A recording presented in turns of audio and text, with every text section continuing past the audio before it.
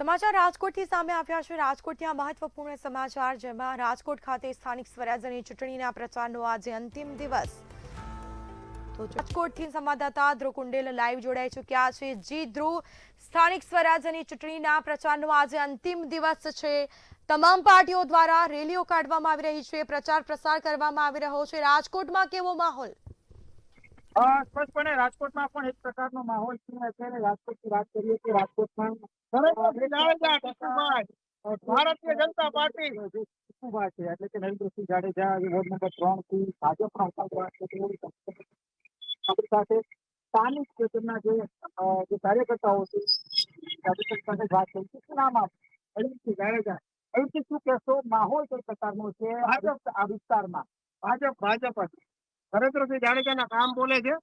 10 number એમનો સભ્ય number છે। અને કહેશો ખાસ તો કયા એવા જે કામ છે કે વિસ્તારમાં થયા નથી, અને આજે જયારે ચૂંટણી પ્રચારનો અંતિમ દિવસ છે, કઈ પ્રકારની અપેક્ષા રાખો છો હવે તમે ત્યારે તમારા ઉમેદવારો માટે? આ 5 વર્ષ જ થયા છે, હજુ કોર્પોરેશનમાં થયું એને ગ્રામ્ય વિસ્તાર હતો। ગ્રામ્ય વિસ્તારથી તેમના પાછળ ટાઈમથી જ અમારે કામ થતા આવે છે, અને જે બાકી છે એ પણ આગળના 5 વર્ષમાં બધા પૂરા થઈ જશે। તમે શું કહેશો, અત્યારે કઈ પ્રકારનો જુસ્સો છે કાર્યકર્તાઓ? શું નામ? કાર્યકર્તાઓમાં અત્યારે ફૂલ જુસ્સો છે। નરેન્દ્રસિંહ ટીકુભાઈ જાડેજા, બરોબર। કયા કામ બાકી છે અમારા વિસ્તારમાં? ગટર, પાણી, રોડ, કોઈ પણ પ્રકારના કામ બાકી રહેવા દીધા નથી, અને આવનારા 5 વર્ષોમાં ચૂંટાઈને આવ્યા પછી પણ જે કોઈ પણ કામ અમારા બાકી હશે તે પૂરેપૂરા સંકલ્પ સાથે અમારા ગયા ટર્મમાં તે ડેપ્યુટી મેયર બન્યા હતા। શું કહેશો, કઈ પ્રકારની અપેક્ષા હવે તમારો વોટ રાખી રહ્યું છે તમારા ઉમેદવાર માટે? જો હવે અત્યાર નથી અમારા વોર્ડના સભ્ય તરીકે હતા, હવે સમગ્ર આખા કોર્પોરેશનમાં રાજકોટનો વિકાસ કરવા જઈ રહ્યા છે। એટલે આગળનો એમની જે ટર્મ છે 5 વર્ષની, તમામ રાજકોટના શહેરના વિકાસમાં ધ્યાન દેશે। અમારા વોર્ડમાં તો કામ કરેલા જ છે તેમને, હવે આગળના 5 વર્ષની તમામ રાજકોટ શહેરના તમામ જે તકલીફ છે એ દૂર કરવામાં આવશે। ગુસ્સાનો માહોલ છે કાર્યકર્તાઓમાં? અમારે પૂરેપૂરો નરેન્દ્રસિંહ જાડેજા।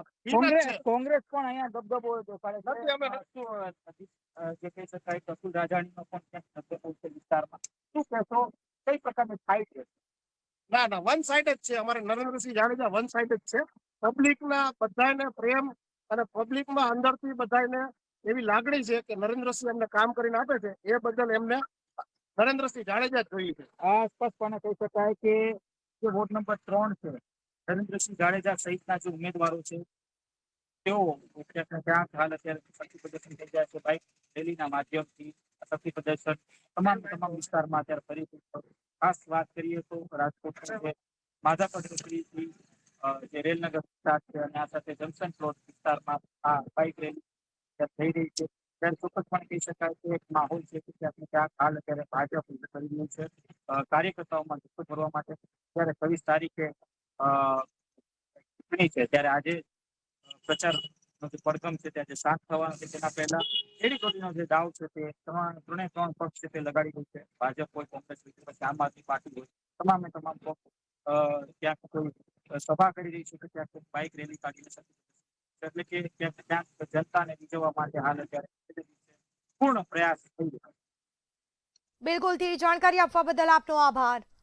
તો અંતિમ દિવસે પણ ત્રણેય પક્ષ લગાવી રહી છે એડીચોટીનું જોર। તમામ પક્ષો દ્વારા રેલીઓ કાઢવામાં આવી રહી છે। વોર્ડ નંબર 3માં ભાજપ દ્વારા બાઇક રેલી કાઢવામાં આવી હતી। પ્રચાર પ્રસાર શરૂ કરી દેવામાં આવ્યો છે। વહેલી સવારથી ભાજપના ઉમેદવારોએ બાઇક રેલી યોજી શક્તિ પ્રદર્શન કર્યું હતું, જેમાં ભાજપના તમામ કાર્યકર્તાઓ ઉમેદવારો પણ જોડાયા। ગયા ટર્મમાં નરેન્દ્રસિંહ જાડેજા રહી ચૂક્યા છે ડેપ્યુટી મેયર।